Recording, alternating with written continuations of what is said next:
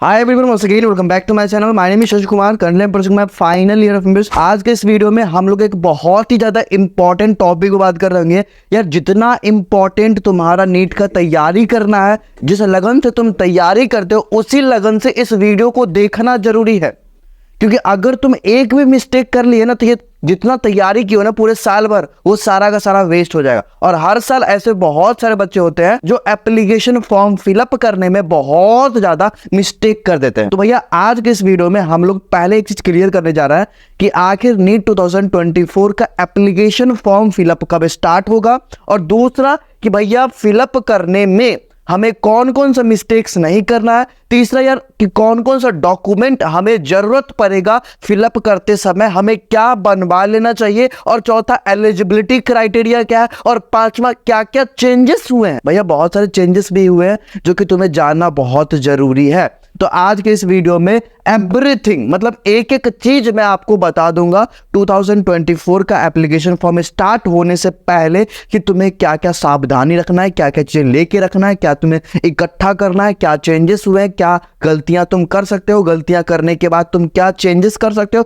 और क्या चेंजेस नहीं कर सकते हो। एडिटेबल ऑप्शन क्या होता है और नॉन एडिटेबल ऑप्शन क्या होता है। मतलब समझ गए ना कि इस वीडियो में हमें तुम्हें कंप्लीट इंफॉर्मेशन देने जा रहा है 2024 के एप्लीकेशन फॉर्म के रिगार्डिंग। तो भैया इस वीडियो को आराम से देखना, एक कॉपी पेन लेके तुम नोट भी कर सकते हो, तुम्हें बाद में दिक्कत नहीं होगा। तो सबसे पहले हमें स्टार्ट करते हैं इस वीडियो को कि भैया 2024 का एग्जाम डेट क्या होगा। तो भैया एग्जाम डेट आपको पता है, एग्जाम डेट 5 मई 2024 है। ठीक है, एज यूजुअल जब हम दिए थे एग्जामिनेशन 5 मई को ही दिए थे, और आज भी मुझे 5 मई याद है क्योंकि अभी हम फाइनल ईयर एमबीबीएस बन चुके हैं। मतलब 4 से 5 महीना में मेरा नाम के आगे डॉक्टर लग भी जाएगा।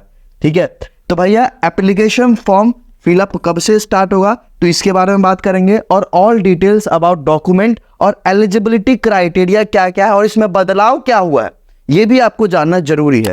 ठीक है, तो सबसे पहले हम ये बात करते हैं कि नीट 2024 के बारे में थोड़ा सा डिटेल हम बात कर लेते हैं। अगर आपको पता है तो ठीक है, नहीं पता है तो ये जान लेना कि नीट जो एग्जामिनेशन होगा वो ऑफलाइन मोड में होगा। 3 घंटा 20 मिनट का आपका पेपर होगा, 720 नंबर का क्वेश्चन आएगा और वो सारे के सारे क्वेश्चन एमसीक्यू बेस्ड होंगे। और आपका जो एग्जामिनेशन का टाइमिंग होगा 2 PM से लेके ये 5:20 तक होगा, और आपको सेंटर पे करीब 1 बजे तक आपको एंट्री क्लोज कर दिया जाएगा। तो ये सब चीजें आपको नीट के ब्राउचर में भी आपको मिल जाएगा। ठीक है, आपका जो क्वेश्चन पेपर होगा उस क्वेश्चन पेपर में आपका नेगेटिव मार्किंग भी होगा। अगर आप गलती करते हो तो -1 होगा, अगर आप सही करते हो तो +4 होगा। ये तो बेसिक सा इंफॉर्मेशन था।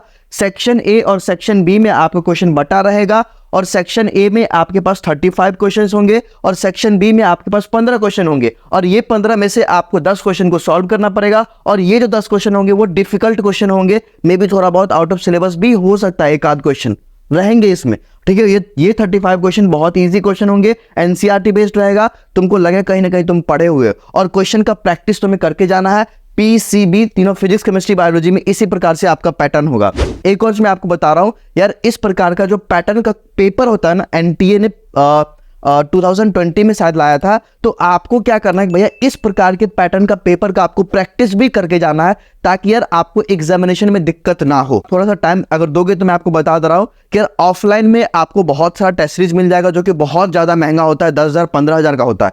बहुत सारे बच्चे ऐसे होते हैं जो मिडिल क्लास से बिलोंग करते हैं, वो ऑफलाइन टेस्ट सीरीज को अफोर्ड नहीं कर सकते। बट कोई दिक्कत नहीं, आप ऑनलाइन टेस्ट सीरीज भी दे सकते हो। अगर आपके पास फोन है, स्मार्टफोन है, तो स्मार्टफोन से आप नीट क्वेस्ट नाम का एप्लीकेशन को डाउनलोड कर सकते हो। उस एप्लीकेशन पे आपको एक सिलेबस के अकॉर्डिंग आपको एक टेस्ट सीरीज मिल जाएगा, पराक्रम सीरीज करके उसका नाम है। उसमें क्या है कि आपको एनसीईआरटी बेस्ड क्वेश्चन प्रैक्टिस करने का ऑप्शन मिलेगा। मतलब यार आपको एनसीईआरटी से डिराइव किया गया क्वेश्चन, एक एक क्वेश्चन आपको एनसीईआरटी बेस्ड मिलेगा। मैं ऐसा इसलिए बोल रहा हूं क्योंकि यार एनटीए जब 2019 में आया था वो एक एक क्वेश्चन एनसीईआरटी बेस्ड पूछना शुरू कर दिया था, और 2023 का तुम पेपर देख लो, एक एक क्वेश्चन एनसीईआरटी बेस्ड है। तो भैया out of NCERT question practice करने का कोई मतलब नहीं बनता है। ठीक है, तो आपको एनसीईआरटी बेस्ड क्वेश्चन प्रैक्टिस करना है, और ऐसा क्वेश्चन आपको नीट क्वेस्ट एप्लीकेशन पे मिल जाएगा। पराक्रम सीरीज नाम है, जाके एनसीईआरटी बेस्ड क्वेश्चन प्रैक्टिस करना। अगर आप कोई क्वेश्चन गलत करते हो तो आपको एक्स्ट्रा 2 क्वेश्चन का और ऑप्शन मिलता है प्रैक्टिस क्वेश्चन करके। इससे क्या होगा कि आपका कॉन्सेप्ट भी क्लियर हो जाएगा। ठीक है, और क्या यार कि हर क्वेश्चन का आपको वीडियो सॉल्यूशन मिल जाएगा, ऑडियो सॉल्यूशन मिल जाएगा, एक्सप्लेनेशन आपको प्रॉपर मिलेगा। टीचर खुद एक्सप्लेन किया है कि आखिर ये ऑप्शन गलत क्यों, ये ऑप्शन सही क्यों है, ठीक है। और आपको साथ में रैंकिंग भी मिल जाएगा। अगर आप इस एप्लीकेशन को परचेज करते हो और परचेज करने के 3 दिन बाद आपको लगता है यार कि मेरे लिए सही नहीं है, तो आपको रिफंड भी कर दिया जाएगा। एक ईमेल आईडी आपको मैं दिखा दूंगा यहाँ पे, उस पे मेल करके। तो भैया जो अभी रिसेंट का पैटर्न है, उस पैटर्न पे आप टेस्ट को प्रैक्टिस करना, इससे आपका एग्जामिनेशन बहुत अच्छा आ जाएगा, ठीक है। NEET quest. अब हम बात करते हैं नीट 2024 का जो एप्लीकेशन फॉर्म है, एप्लीकेशन फॉर्म के बारे में थोड़ा सा बात करते हैं। सबसे पहले भैया ये जो एप्लीकेशन फॉर्म होगा, ऑनलाइन फिलिंग होगा। इसका वेबसाइट 2 है, याद रखना कि अगर आपको नीट रिलेटेड इंफॉर्मेशन चाहिए तो उसके लिए 2 वेबसाइट है। एक तो एनटीए का है, nta.ac.in, और दूसरा है नीट का, neet.nta.ac.in। तो ये दोनों वेबसाइट को आप रेगुलर चेक करते रहना, इससे क्या होगा, आपको सारा इंफॉर्मेशन मिल जाएगा। अब हम बात करते हैं ये जो एप्लीकेशन फॉर्म है, बहुत सारा ऑफिशियल्स लाइक जो आर्टिकल्स है, न्यूज आर्टिकल्स, उसमें ऐसा बताया जा रहा है कि लास्ट वीक ऑफ जनवरी में आपका एप्लीकेशन फॉर्म स्टार्ट हो जाएगा। समझ रहे हो, लास्ट वीक ऑफ जनवरी में आपका एप्लीकेशन फॉर्म स्टार्ट हो जाएगा। और एप्लीकेशन फॉर्म स्टार्ट होते ही बहुत सारे टीचर्स लोग, बहुत सारे क्रिएटर्स लोग आपको बताएंगे कि ऐसे ऐसे करना है, ऐसे ऐसे करना है। सबका सुनना और थोड़ा समझदारी से, मतलब तुरंत भरने मत लग जाना, ठीक है। और ऐसा नहीं, बहुत सारा बच्चा ये सोचता है ना कि पहले अगर हम फॉर्म भरेंगे तो हमको नजदीक में दे देगा।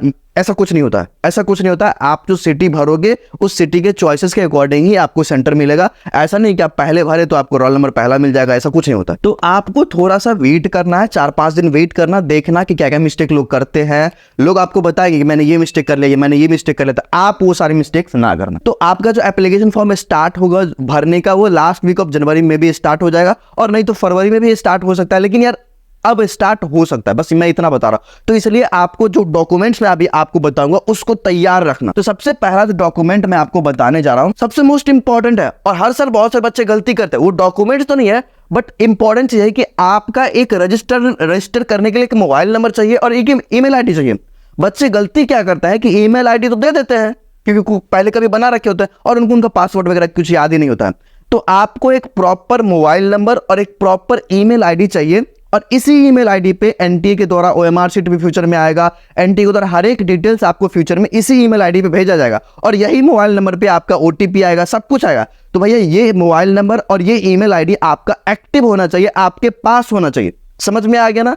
तो ये चीज का ध्यान रखना कि मोबाइल नंबर और ईमेल आईडी मतलब जो यूज में होगा वही देना, और खुद का देना यार, पेरेंट्स का भी मत देना, खुद का देना। क्योंकि यही मोबाइल नंबर वगैरह आप भगवान करे आपका सिलेक्शन हो जाए तो आप कॉलेज में यही ईमेल आईडी, यही मोबाइल नंबर वगैरह यूज भी करोगे। अब हम बात करते हैं डॉक्यूमेंट का। तो टोटल 10 डॉक्यूमेंट के बारे में हम आपको बता रहे हैं जो कि आपको तैयार करके रखना है। सबसे पहला तो कैंडिडेट का साइन, मतलब कि जो आपका साइन ब्लैक कलर में स्कैन करा के आपको तैयार करके रखना पड़ेगा। वो साइन का साइज आप ध्यान रखना, साइज होना चाहिए 4 से 3 KB का। कौन कौन सा पार्ट को आप एडिट कर सकते हो वो भी मैं आपको बाद में बताऊंगा, थोड़ा सा वेट कर लेना। आपका साइन होना चाहिए 4 से 3 KB का। लेफ्ट हैंड और राइट हैंड का थंब इंप्रेशन, मतलब अंगूठा का साइन 10 KB से 200 KB के बीच में होना चाहिए। ये साइज मैं बता रहा हूं, और इसका ध्यान रखना। अगर आप इस चीज का ध्यान नहीं रखते हो तो आपका एप्लीकेशन फॉर्म रिजेक्ट हो जाएगा। पासपोर्ट साइज फोटो और एक पोस्ट कार्ड साइज फोटो हर साल लगते हैं। पासपोर्ट साइज फोटो का साइज होता है 10 KB से 200 KB के बीच में, और जो आपका पोस्ट कार्ड साइज फोटो है इसका आपको 10 KB से 200 KB के बीच में। लेकिन इसका साइज क्या होता है 4x6 इंच का, तो इसका याद रखना 4x6 इंच। ये मैंने लिख दिया, इसको आप अपने नोट करके रखना। जब आप बनवाओगे, फोटो के बारे में थोड़ा डिटेल हम आगे बताएंगे, वेट करना थोड़ा सा। ये डॉक्यूमेंट के लिस्ट हो गए। फिर 5वां नंबर डॉक्यूमेंट है क्लास 10th का पासिंग सर्टिफिकेट, क्लास 10th का मार्कशीट।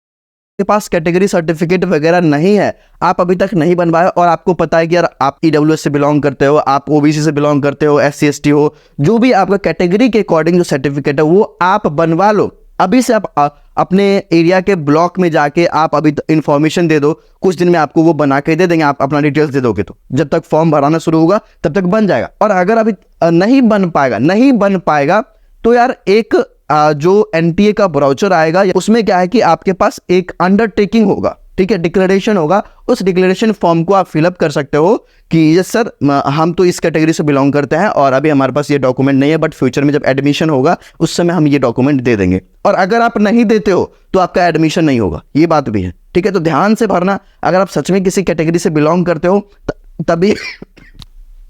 तभी आप वो कैटेगरी देना, अगर नहीं बिलोंग करते हो तो मत देना, क्योंकि आपका फिर एडमिशन नहीं होगा। तो कैटेगरी सर्टिफिकेट हो गया, क्लास 10 का मार्कशीट हो गया।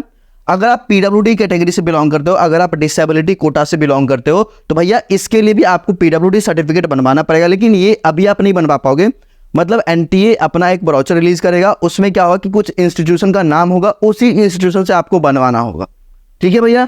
आपको एक वैलिड आईडी देना पड़ेगा, Aadhaar card, PAN card, driving licence, ration card. अगर आपको इसमें से कोई भी गवर्नमेंट के द्वारा अप्रूव्ड आईडी है तो ये आप तैयार रखना, क्योंकि ये आपको अपलोड करना पड़ेगा। बहुत सारे बच्चों के पास आधार कार्ड होता है, पैन कार्ड होता है, लाइसेंस भी होता है, तो ये आप तैयार रखना। और हो सकता है ये जो मतलब जो चीज आप यहाँ पे दोगे आईडी प्रूफ के तौर पे, वो चीज आपको सेंटर पे भी लेके जाना है ना। तो जो डॉक्यूमेंट यहाँ पे दोगे वही डॉक्यूमेंट लेके भी जाना, ताकि आपका एंट्री होगा एडमिट कार्ड के साथ साथ आपको यही डॉक्यूमेंट लेके भी जाना होगा। तो इसको खोना मत, इसको रखना भी साथ में, ठीक है, समझ में आ गया।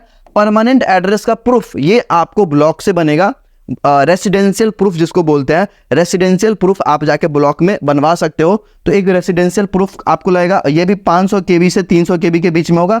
और एक और चीज मैं आपको बता रहा हूं कि इससे पहले मतलब चार डॉक्यूमेंट जो अभी मैंने इससे पहले बताया, वो चारों डॉक्यूमेंट जो है वो जेपीईजी फॉर्मेट में चाहिए, लेकिन ये सारे डॉक्यूमेंट आपको पीडीएफ फॉर्मेट में अपलोड करना पड़ेगा। इसका ध्यान रखना, पीडीएफ फॉर्मेट में 50 से 300 केबी के बीच में। कुछ बच्चे ऐसे होंगे जो बोलेंगे भैया यहाँ पे तो आपने 10th का बताया, 12th का सर्टिफिकेट वगैरह, तो देखो अगर आप एक ड्रॉपर बच्चा हो तो आपके पास जाहिर सी बात है 12th का डिटेल्स होगा, लेकिन अगर आप एक फ्रेशर बच्चा हो जो पहली बार आप नीट देने जा रहे हो, तो जाहिर सी बात है भैया अभी फरवरी में एग्जामिनेशन होगा, उसके बाद रिजल्ट वगैरह आएगा, तो नीट तक एप्लीकेशन फॉर्म में रिजल्ट आपका नहीं आ पाएगा, तो आपके पास 12th का कोई डिटेल नहीं होगा। तो आपको क्या करना है, जब आप फॉर्म भरोगे ना, फॉर्म भरते समय ही आपसे पूछा जाएगा कोड वगैरह, तो वो कोड वगैरह मैं आप अच्छे से एकदम क्लियर वे में बता दूंगा उस समय जब फॉर्म रिलीज होगा।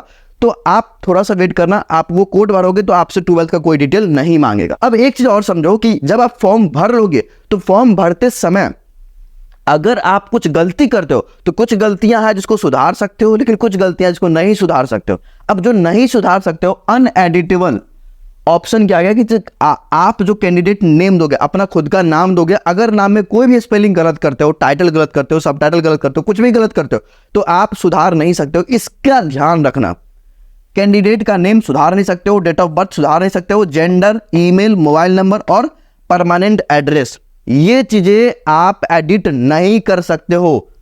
तो इसमें कोई गलती मत करना, परमानेंट एड्रेस वही देना जो अभी मैंने पिछला भी स्लाइड में आपको दिखाया था कि आपको परमानेंट एड्रेस का एक डॉक्यूमेंट भी देना पड़ेगा, तो वही एड्रेस यहां भी देना, इसका ध्यान रखना। अगर आप, फिर से मैं बता रहा हूं, अगर कोई भी गलती करते हो तो आपका एप्लीकेशन फॉर्म रिजेक्ट हो जाएगा, आपको ईमेल पे इंफॉर्मेशन आ जाएगा कि आपका एप्लीकेशन फॉर्म रिजेक्ट हो गया, फिर आपका साल बर्बाद भी हो सकता है।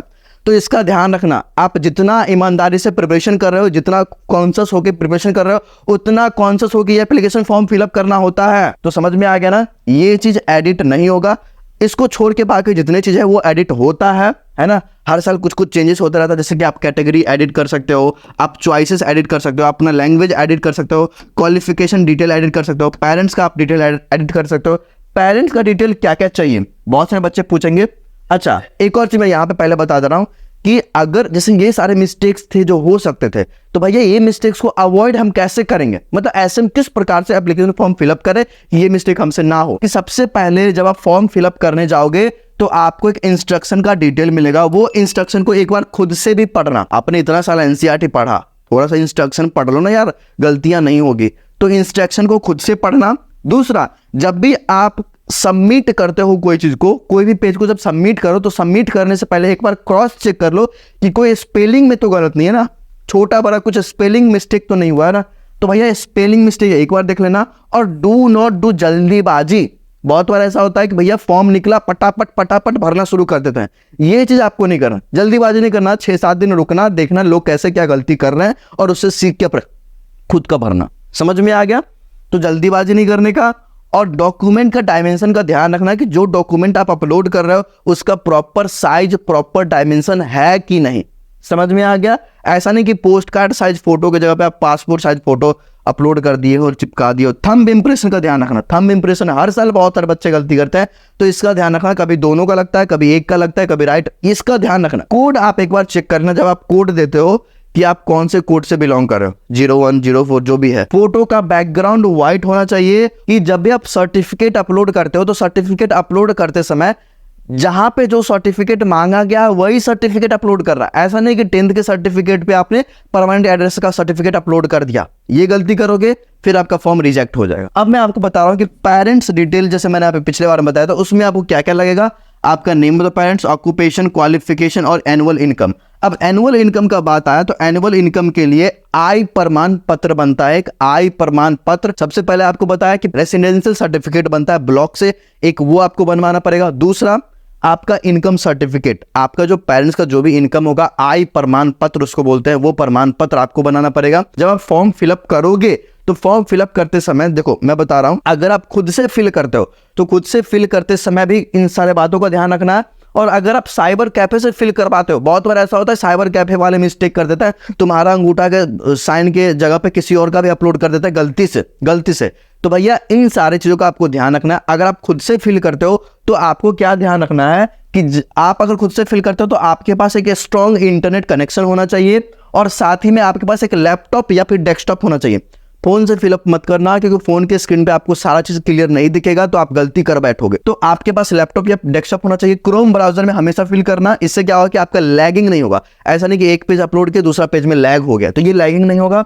आपके पास functional mobile number, email ID होना चाहिए, 10 सर्टिफिकेट होना चाहिए। All document should be scanned, तो सारा डॉक्यूमेंट आपके पास पहले से स्कैन करके रखना। ऐसा नहीं कि फॉर्म फिलअप कर रहे हैं बीच में रोक दिए अब जाके स्कैन कर रहे हैं, ये सब गलती की वजह से ही फॉर्म रिजेक्ट हो जाता है, मैं ये बता रहा हूं। आइडेंटिटी प्रूफ आपके पास पहले से होना चाहिए। पेमेंट मेथड, देखो सबसे लास्ट में फॉर्म फिलअप का सबसे लास्ट स्टेप है, पेमेंट करोगे तो कंफर्मेशन पेज आएगा। तो पेमेंट करने के लिए आपके पास credit card, debit card, net banking, UPI, ये चारों में से कोई भी चीज है तो आप पेमेंट कर सकते हो। और रीसेंट डेट का एक कलर पिक्चर आप पहले से बनवा कर, रीसेंट डेट का कलर पिक्चर।